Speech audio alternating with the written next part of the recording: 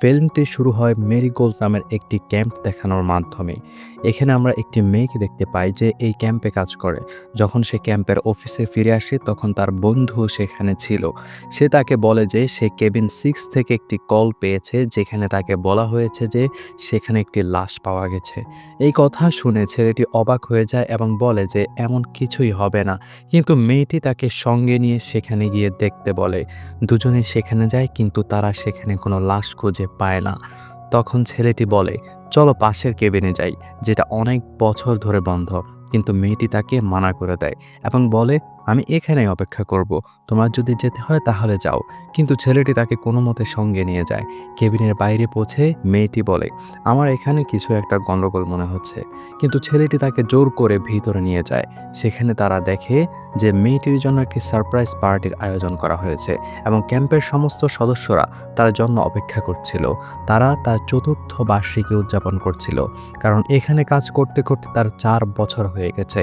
এটা দেখে মেয়েটি বুঝতে পারে যে সব কিছু তাদেরই পরিকল্পনা ছিল এবং এখানে কোনো লাশ পাওয়া যায়নি। সে এই সারপ্রাইজে খুব খুশি হয়। এরপর সবাই মিলে সেখানে খুব মজা করে। কিছুক্ষণ পর যখন তারা ঘুমাতে যায় তখন তারা এক নিষ্ঠুর হত্যাকারীর কথা বলতে শুরু করে, যার নাম ছিল বোনফেস, যা এই সিনেমারও নাম। কিন্তু তাদের বিশ্বাস ছিল যে সে বাস্তবে নেই। তখন একটি মেয়ে তাদের বলে যে এটা সত্যি। বোনফেস কিলার ক্যাম্পে আসে এবং সবাইকে নির্মমভাবে হত্যা করে। সে সব সময় জঙ্গলে থাকে, যার কারণে কেউ তাকে দেখতে পায় না। এই কথা শুনে সবাই খুব ভয় পেয়ে যায়, কারণ তারাও তো ক্যাম্পেই ছিল। কিন্তু তারপর তারা ঘুমাতে চলে যায়। মাঝরাতে আমরা সেই বোনফেস কিলারকে দেখতে পাই, যে সত্যি সত্যি সেই কেবিনের ভেতরে ঢুকে পড়ে এবং তার কাজ শুরু করে দেয়। সে একে একে সবাইকে নির্মমভাবে হত্যা করতে শুরু করে। যখন মেয়েটি এটা দেখে তখন সে সেখান থেকে পালাতে শুরু করে, কিন্তু বোনফেস তাকে ধরে ফেলে এবং একটি কুড়াল দিয়ে তার মাথা ফাটিয়ে দেয়। এতেও যখন তার মন ভরে না তখন সে মেয়েটির মেরুদণ্ড টেনে বের করে আনে, যার ফলে তার বেদনাদায়ক মৃত্যু হয়। কিছুক্ষণ পর শেরিফ সেখানে আসে এবং যখন সে লাশটি দেখে তখন তার ভয়াবহ অবস্থা দেখে সেও হতবাক হয়ে যায়। ক্যাম্পের মালকিনও সেখানে ছিল, যে লাশগুলোর অবস্থা দেখে বমি করতে শুরু করে, কারণ এমন ভয়াবহ দৃশ্য দেখে তার শরীর খারাপ হয়ে গিয়েছিল। শেরিফ লাশগুলো দেখে বুঝতে পারে যে এটা অবশ্যই সেই বোনফেস কিলারেরই কাজ, যে ক্যাম্পগুলোতে গিয়ে মানুষ হত্যা করে। তার সঙ্গে একজন ডেপুটিও ছিল, যে এই কেসে তার সঙ্গে কাজ করছিল। শেরিফ ডেপুটিকে বলে যে তাদের সেখানে তল্লাশি করতে হবে, কারণ মাঝরাত হয়েছে এবং হত্যাকারী হয়তো বেশি দূরে যায়নি, সে হয়তো আশেপাশেই কোথাও লুকিয়ে আছে। তারপর শেরিফ ক্যাম্পের মালকিনকেও বাড়ি যেতে বলে। সে বলে, এরা সবাই আমার পরিবারের মতো ছিল, আপনারা এই হত্যাকারীকে একদম ছাড়বেন না। শেরিফ বলে, আপনি চিন্তা করবেন না, আমরা ওকে ধরেই ছাড়ব। এরপর শেরিফ তার গাড়িতে আসে এবং রেডিওর মাধ্যমে তার টিমকে সেখানে আসতে বলে। সে জানায় যে এই ক্যাম্পে অনেকগুলো খুন হয়েছে। এরপর সে ডেপুটির সঙ্গে জঙ্গলে গিয়ে তল্লাশি শুরু করে। সেখানে একটি গাছে তারা রক্ত দেখতে পায়, যা দেখে তারা বুঝতে পারে যে হত্যাকারী নিশ্চয়ই এখান দিয়েই গেছে। আরও এগিয়ে গিয়ে কিছু দূরে তারা কয়েকটি গাড়ি দাঁড়ানো দেখতে পায়। যখন তারা চেক করে তখন গাড়ির ভিতরে কেউ ছিল না। গাড়িগুলো আসলে একটি হোটেলের বাইরে দাঁড় করানো ছিল, যা দেখে তারা বুঝতে পারে যে হত্যাকারী নিশ্চয়ই হোটেলের ভিতরেই গেছে। তাই তারাও সেই হোটেলের ভিতরে যায়, যেখানে ওয়েট্রেস জেনি এবং জেনির সঙ্গে একজন শেফ ছিল। এই দুজন মিলেই হোটেলটি চালাচ্ছিল। সেখানে কিছু কাস্টমারও উপস্থিত ছিল। তাদের মধ্যে একজন ছাত্র, একজন মেরিন কর্মী যে আগে মেরিনসে ছিল এবং এখন কনস্ট্রাকশনে কাজ করে, বাবা মেয়ে যারা ট্রিপে যাচ্ছিল এবং পথে এখানে খেতে থেমেছিল, একজন বৃদ্ধা মহিলা যে ফ্যাশন করে বেশ স্টাইলিশ সেজেছিল, দুইজন বাইকার এবং একজন ফটোগ্রাফার মেয়ে। শেরিফ ভেতরে এসে তাদের সবাইকে সন্দেহের চোখে দেখতে শুরু করে এবং সবার কাছে জিজ্ঞাসা করে যে তারা কখন এখানে এসেছে। জেনি তাদের জানায় যে সে বিকেল 5টা থেকে এখানে কাজ করছে। এরপর বাকি সবাই নিজেদের আসার সময় তাকে বলে দেয়। তারপর শেরিফ সবার কাছে জিজ্ঞাসাবাদ করে যে তারা কোথা থেকে এসেছে এবং কোথায় যাচ্ছে। সবাই তাকে নিজেদের সম্পর্কে বলতে শুরু করে। বাবার মেয়ে মেরিন কর্মীকে এক দৃষ্টিতে তাকিয়েছিল, যার কারণে সে তার উপরে রেগে যায় এবং জিজ্ঞাসা করে, তুমি আমাকে এভাবে দেখছো কেন? এখন এমন মনে হচ্ছিল যেন মেয়েটি মেরিন কর্মীকে আগে থেকেই চেনে। যাই হোক, শেরিফ ফটোগ্রাফারের কাছে যায় এবং তার তোলা ছবিগুলো দেখতে শুরু করে, কারণ সে জানতো যে তাদের মধ্যেই কেউ একজন হত্যাকারী। তখন ডেপুটি বোনফেস কিলারের একটি ছবি খুঁজে পায় এবং যখন সে শেরিফকে দেখায় তখন শেরিফ সেই ছবি নিয়ে বাইরে সেই জায়গায় চলে যায় যেখানে ছবিটি তোলা হয়েছিল। তখন সে ডাস্টবিনের উপর রক্ত দেখতে পায়। ভেতরে ছাত্রটি মেরিন কর্মীকে জিজ্ঞাসা করে, তুমি কি যুদ্ধে কাউকে মেরেছ? এই প্রশ্নে মেরিন কর্মী বেশ অবাক হয়ে যায়। তার কাছে এই প্রশ্নটি অদ্ভুত লাগে, তাই সে কোনো উত্তর দেয় না। কিছুক্ষণ পর শেরিফ সেখানে আসে। তার হাতে একটি কালো ব্যাগ ছিল, যা সে ডাস্টবিনের ভেতর থেকে এনেছিল। এটা দেখে সবাই জিজ্ঞাসা করে, এসব কি? তখন সে ব্যাগটি টেবিলের উপরে রেখে খালি করতে শুরু করে, যার ভেতর থেকে রক্তমাখা জুতো, একটি জ্যাকেট এবং একটি কুড়াল বেরিয়ে আসে। শুধু তাই নয়, তার ভেতরে বোনফেসের মাস্কও ছিল।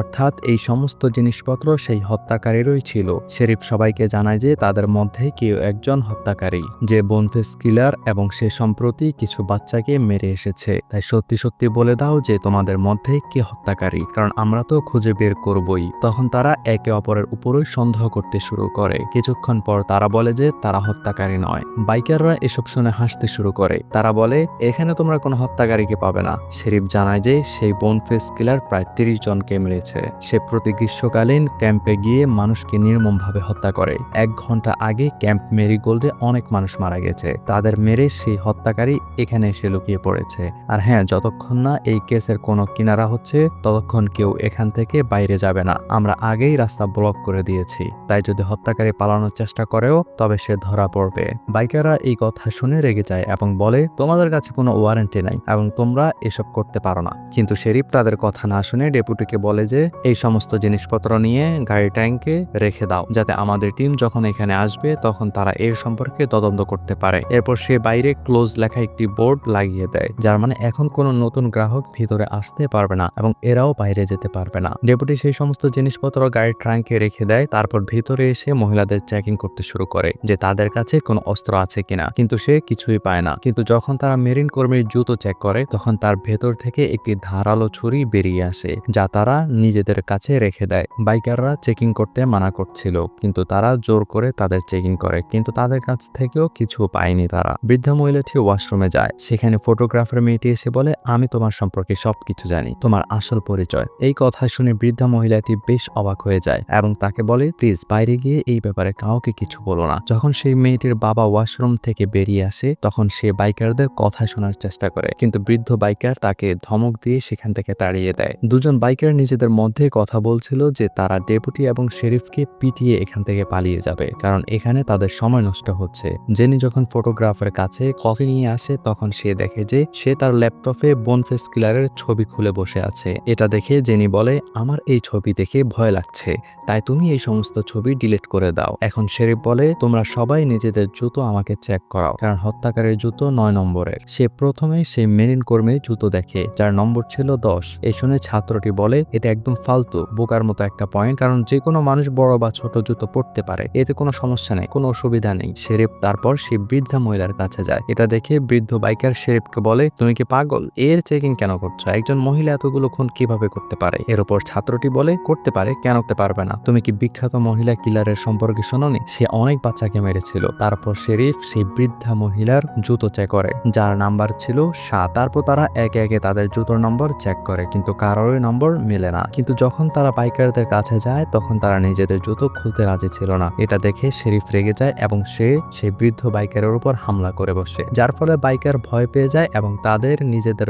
জুতো দেখিয়ে দেয়। তাদের জুতোও মেলে না। এরপর তারা শেফের জুতো চায়, যার নম্বর ছিল 10 এবং জেনির ছিল 7। ছাত্রটি যখন দেখে যে এই পদ্ধতিও কাজ করেনি তখন সে শেরিফের সাহায্য করতে চায়, কারণ সে জানতে পেরেছিল যে কিলার কে। সে সঙ্গে সঙ্গে শেরিফকে নিজের কাছে ডাকে। একটি কলম নিয়ে সে লেখে, আমি জানি কিলার কে। শেরিফ এটা দেখে সবাইকে বলে, আমি একটু এই ছাত্রটির সঙ্গে তাজা হাওয়াতে বাইরে যাচ্ছি। কিন্তু কিছুক্ষণ পর শেরিফ ছাত্রটির সঙ্গে যখন ভেতরে আসে তখন তার মুখ থেকে ফেনা বেরোচ্ছিল। সে ছটপট করতে শুরু করে এবং দেখতে দেখতে ছাত্রটি মৃত্যু হয়। এটা দেখে শেরিফ অবাক হয়ে যায়। সে সবাইকে বলে, কেউ এর খাবারের বিষ মিশিয়ে দিয়েছিল, কারণ কিলার জানতে পেরেছিল যে সে কিলারের পরিচয় জেনে গেছে। কিন্তু তারা সবাই বলে, কে জানে, শেরিফই হয়তো কিলার যে ছাত্রটিকে মেরে ফেলেছে। কিন্তু শেরিফ রেগে গিয়ে বলে, তোমরা আমার উপর আঙ্গুল তুলতে পারো না। সবাই জিজ্ঞাসা করে ছাত্রটি কার নাম নিয়েছিল, যে কিলার কে। তখন শেরিফ জানায় সে শুধু তার নাম নিতেই যাচ্ছিল, কিন্তু তার শরীর হঠাৎ করেই খারাপ হতে শুরু করে। সবাই বলে, যদি খাবারের বিষ ছিল তাহলে এর জবাব জেনির কাছ থেকে নাও, কারণ এখানে একজনের ওয়েট্রেস এবং সে সবাইকে খাবার দেয়। এই শুনে জেনি খেপে যায়। সে বলে, আমি ওকে কেন মারবো? এই বিতর্কের পর তারা সবাই ছাত্রটির লাশ বাথরুমে রেখে দেয়। শেরিফ তাদের বলে, এখন আমি কিছু প্রশ্ন করব সবাইকে। সবাই তার সঠিক সঠিক উত্তর দেবে। প্রথমে সে মেরিন কর্মীকে জিজ্ঞাসা করে, তুমি কি গল্ফের যুদ্ধ লড়েছিলে? তখন মেরিন কর্মী জানায়, হ্যাঁ। শেরিফ তারপর জিজ্ঞাসা করে, তুমি কতজনকে মেরেছিলে? সে উত্তর দেয়, আমাদেরকে গণহত্যার আদেশ দেওয়া হয়েছিল, তাই আমি একসঙ্গে কয়েক হাজার মানুষকে মেরেছিলাম। এই শুনে সবাই অবাক হয়ে যায় এবং বুঝতে পারে যে সে খুন তো সহজেই করতে পারে। তারা তাকে জিজ্ঞাসা করে, তুমি কবে অবসর নিয়েছিলে? সে জানায়, আমি অবসর নেইনি, বরং আমাকে আর্মি থেকে বের করে দেওয়া হয়েছিল। এই বলে যে আমি মেডিকেলি ফিট নই, আমার শরীরে কোনো সমস্যা আছে। এখন এইসব শুনে তার উপর আরো সন্দেহ বাড়তে থাকে। এখন বাবার যে মেয়ে ছিল সে বলে, আমি এই মেরিন কর্মীকে চিনে ফেলেছি। সে জানায় যে কয়েক বছর আগে আমি ক্যাম্প মেরিগোল্ডে গ্রীষ্মকালে যেতাম, যখন সামার ক্যাম্প হতো। সেখানে এই মেরিন কর্মী কাজ করত। সেখানে একটি মেয়ে ছিল যে দাবি করেছিল যে এই মেরিন কর্মী তার সঙ্গে খারাপ কিছু করতে চেয়েছিল। তখন তাকে সেখান থেকেও বের করে দেওয়া হয়। এই শুনে সে বলে, আসলে সে মেয়েটি আমার সঙ্গে জোর করেছিল। আমি তাকে মানা করে যখন সেখান থেকে যেতে বলি, তখন সে আমার উপরে মিথ্যা অভিযোগ লাগিয়ে দেয়। এটাই কারণ যে আমাকে বের করে দেওয়া হয়েছিল। যা শুনে বাকিরা আরো একবার অবাক হয়ে যায়। এখন শেরিফ ফটোগ্রাফারের কাছে যায় এবং তাকে জিজ্ঞাসা করে, তুমি কিলারের ছবি কিভাবে তুললে? সে জানায়, কিলার ভুল করে সেই ছবিতে এসে গিয়েছিল, আমি ইচ্ছা করে তুলিনি। তখন শেরিফ বৃদ্ধা মহিলার কাছে যায় এবং জিজ্ঞাসা করে, তুমি কি এই সময় কখনো হোটেল থেকে বাইরে গিয়েছিলে? এর উত্তরে জেনি জানায়, হ্যাঁ, সে 5 মিনিটের জন্য তার সিগারেট খেতে বাইরে গিয়েছিল। এই শুনে ফটোগ্রাফার তাদের বলে, আমার মনে হয় এই বৃদ্ধা মহিলাটি কিলার, কারণ সে তার 2 স্বামীকেও মেরে ফেলেছে এবং কোর্টে তার উপর কেস চলছে।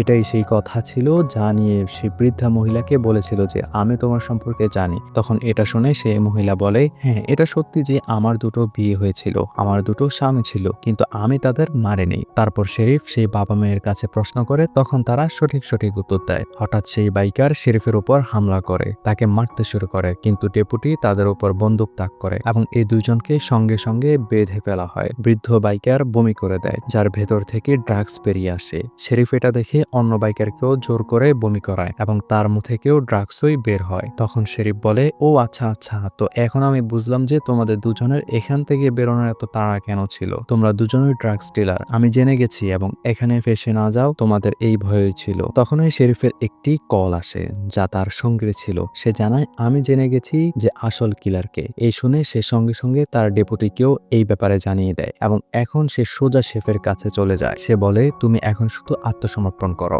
নিজেকে আমাদের হাতে তুলে দাও, কারণ আমরা জানতে পেরেছি যে আসল কিলার তুমি। এই শুনে সে বলে, আমি কিলার নই, আমি শুধু মেরিন কর্মীকে মারতে চেয়েছিলাম, কারণ সে আমার মেয়ের সঙ্গে খারাপ কিছু করার চেষ্টা করেছিল। মেরিন কর্মী এই শুনে বলে, আমি নই, তোমার মেয়েই খারাপ ছিল। অর্থাৎ সেই ক্যাম্পে শেফের ওই মেয়ে ছিল যার সঙ্গে মেরিন কর্মী খারাপ কিছু করার চেষ্টা করেছিল। এখন শেফ সঙ্গে সঙ্গে ছুরি বের করে নেয় এবং মেরিন কর্মীও তার বন্দুক তুলে নেয়। মেরিন কর্মী শেফকে গুলি করে দেয়, যা দেখে ডেপিও মেরিন কর্মীকে গুলি করে দেয় এবং এইভাবে দুজনেরই মৃত্যু হয়। তাদের মৃত্যুর পর সবার মনে হয় যে বোনফেস কিলার শেফ হয়েছিল, সেই হয়তো সব ক্যাম্পের লোকদেরকে মেরেছে, কারণ তার মেয়ের পাশে কেউ দাঁড়ায়নি, তাই প্রতিশোধ নেওয়ার জন্য সে এমনটা করে আসছিল। এরপর তারা সেই সব লোকে সেখান থেকে যাওয়ার অনুমতি দেয়। কিছুক্ষণ পর সেখানে পুলিশও আসে। ডেপুটি জেনিকে বলে, তুমিও তোমার বাড়ি চলে যাও। জেনি বলে, হ্যাঁ যাচ্ছি, কিন্তু আগে আমাকে ওয়াশরুমে যেতে হবে। যখন জেনি ওয়াশরুমে যায় তখন অনেকক্ষণ ধরে সে ফিরে আসে না, কারণ সে সেখান থেকে পালিয়ে গিয়েছিল। যা দেখে ডেপুটি বুঝতে পারে যে জেনি আসল কিলার, সে শেফ নয়। সে সঙ্গে সঙ্গে বাইরে আসে, যেখানে সে শেরিফের লাশ খুঁজে পায়, যার গলা জেনি কেটে দিয়েছিল। এটা দেখে সে তার টিমকে সতর্ক করে দেয় এবং নিজে জঙ্গলে চলে যায়। বন্দুক সামনে রেখে জেনিকে বলে, সঙ্গে সঙ্গে আমার সামনে এসো। আর যখন জেনি তার সামনে আসে তখন ডেপুটি জিজ্ঞাসা করে, তুমি এটা কেন করলে? কেন তুমি সবাইকে মেরে ফেললে? জেনি তাকে জানায়, আমার একটি যমজ ভাই ছিল যে স্পেশাল চাইল্ড ছিল। এরা এমন বাচ্চা হয় যাদের শারীরিক কোনো সমস্যা থাকে। সে বলে, আমরা ক্যাম্পেই থাকতাম। স্পেশাল চাইল্ড হওয়ার কারণে সব বাচ্চারা আমার ভাইকে বিরক্ত করত। তারা তার বিছানায় টয়লেট করে দিত। তারপর একদিন সেই বাচ্চারা তাকে জঙ্গলে নিয়ে যায়। সেখানে তারা তাকে গাছের সঙ্গে বেঁধে দেয়। দড়ি তার গলায় আটকে যায়, যার ফলে সেই বেচারার মৃত্যু হয়। বিনা কারণেই সে নিরীহ নিষ্পাপ বাচ্চাটি মারা যায় এবং তখন সে মাত্র 13 বছরের ছিল। যখন ক্যাম্পের মালিকরা এটা জানতে পারে তখন তারা কোনো পদক নেয়নি, যার কারণে আমার ভাই ন্যায় বিচার পায়নি। আমার ভিতরে প্রতিশোধের আগুন জ্বলে উঠে, তাই আমি প্রতিশোধ নেওয়ার সিদ্ধান্ত নেই এবং সেই সব বাচ্চাদের নির্মম নির্মমভাবে একে একে মেরে ফেলি। আর এখন আমি প্রতি ক্যাম্পেই যাই, যেখানে অন্যায় হয় আমি সেই লোকদের মেরে ফেলি। মেরিন কর্মী শেফের মেয়ের সঙ্গে খারাপ কিছু করার চেষ্টা করেছিল। হ্যাঁ, এই ক্যাম্পের লোকেরাও এই কথাটি লুকিয়েছিল। তাই আমি সিদ্ধান্ত নিয়েছিলাম যে আমি সেই সব লোককে মেরে ফেলবো যারা এইসব খারাপ কাজে জড়িত। ডেপুটি তাকে জিজ্ঞাসা করে, ছাত্রটিকেও কি তুমি মেরেছিলে? সে জানায় হ্যাঁ, কারণ সে আমাকে দেখে ফেলেছিল যখন আমি জঙ্গল থেকে আসছিলাম এবং আমার হাতে রক্ত লেগেছিল, তাই আমি তার খাবারের বিষ মিশিয়ে দিয়েছিলাম। আর হ্যাঁ, আমি জানতাম যে শেফ মেরিল কর্মীর উপর খুব রেগে আছে, তাই আমি তার পকেটে ছুরি এবং মেরিল কর্মীর টেবিলে বন্দুক রেখে দিয়েছিলাম, যাতে তারা একে অপরের সঙ্গে লড়াই করে এবং একে অপরকে মেরে ফেলে। আর হলো ঠিক তাই। এই শুনে ডেপুটি বলে, তুমি এখন তোমার অস্ত্র নিচে ফেলে দাও। কিন্তু জেনি তা না করে ডেপুটির উপরেই হামলা করে বসে। তখন ডেপুটি তার গলায় গুলি করে, যার ফলে সে আহত হয়ে নিচে পড়ে যায়। তার অনেক রক্তপাত হয় এবং অবশেষে তার মৃত্যু হয়। বোনফেস কিলারের মৃত্যু হয়। এর কিছুদিন পর আমরা দেখি যে কিছু ক্যাম্পের সদস্যরা আগুনের সামনে বসে কথা বলছে। তারা বোনফেস কিলার অর্থাৎ জেনির সম্পর্কে আলোচনা করছিল, যে যদিও বোনফেস কিলার মারা গেছে, কিন্তু তার আতঙ্ক এবং গল্প কখনো মরবে না। হয়তো তার ভয়ে খারাপ লোকেরা খারাপ কাজই ছেড়ে দেবে। বন্ধুরা, এই ছিল আজকের আমাদের ভিডিওটি যদি ভালো লেগে থাকে তাহলে অবশ্যই চ্যানেলটিকে সাবস্ক্রাইব করবেন পরবর্তী মুভি এক্সপ্লেইন পাওয়ার জন্য।